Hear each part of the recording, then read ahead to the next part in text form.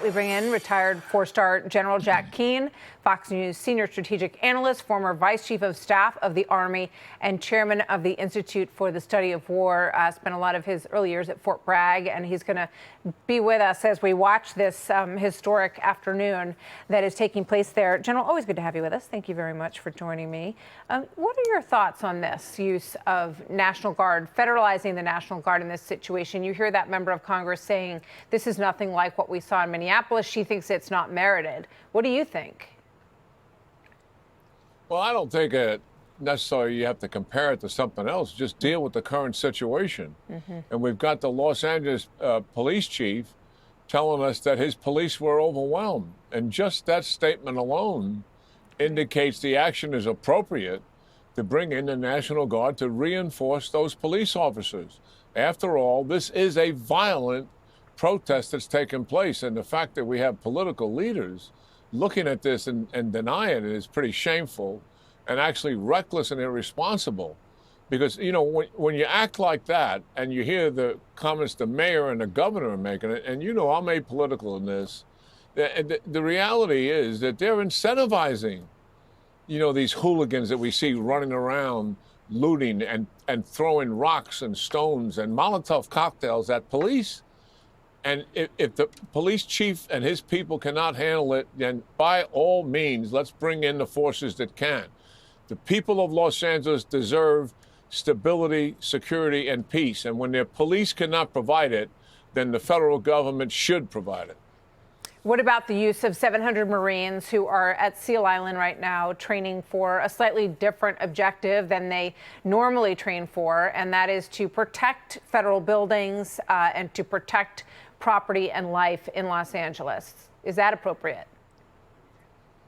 Yeah, I think it is based on now a comparison. During the George Floyd riots, so to speak, federal buildings were under assault, and we witnessed that. And I think this is a precautionary measure to make certain that that doesn't take place, and also that the National Guard and the police are not providing a mission to as sentinels and guards of buildings when they actually have to deal with the hooligans directly themselves. And the National Guard and the police have arrest authority. According to federal laws, posse comitatus, the U.S. troops there would not have that arrest authority. So I also think it's appropriate because what they're trying to do is ease the burden on the National Guard and the police. General, we're watching some of the demonstrations at Fort Bragg right now, and you'll be watching along with us as we see these demonstrations and then hear from the president. But I want to ask you a bigger picture question right now, if I may. Earlier today, President Trump spoke on the phone with Bret Baier, and here's what he said about the threat from Iran. He said Iran is acting much differently in negotiations than it did just days ago, much more aggressive. It's surprising to me, said the president. It's disappointing, but we are set to meet again tomorrow and we'll see. And another sentiment that Iran is just stalling these negotiations so that they can get closer to having a nuclear weapon. Your thoughts on that as we watch this demonstration? Well, many of the negotiators that are working for the Ayatollah, the supreme leader, were also involved in the negotiations with the Obama administration. What I find very interesting is the Obama administration began in 2013. They dragged the negotiations out for almost 2 years. But Obama people went in with the same conditions: dismantling a nuclear enterprise, dismantling your ballistic missiles to deliver them, stop your malign behavior in the region, stop state-sponsored terrorism, let us inspect anything. Within a matter of months, the Obama administration removed all of those conditions, and what do we get? We got enriched uranium is permissible, no dismantling of the nuclear program, and by 2030 you're allowed to have nuclear weapons. That is the JCPOA that the Trump administration walked out of. I believe the negotiators are playing hardball again with this administration, thinking that by dragging it out, two things will happen. One, they want to wear the administration down, but number two, they want to make certain that they're recovering their air defense systems that the Israelis destroyed back in October.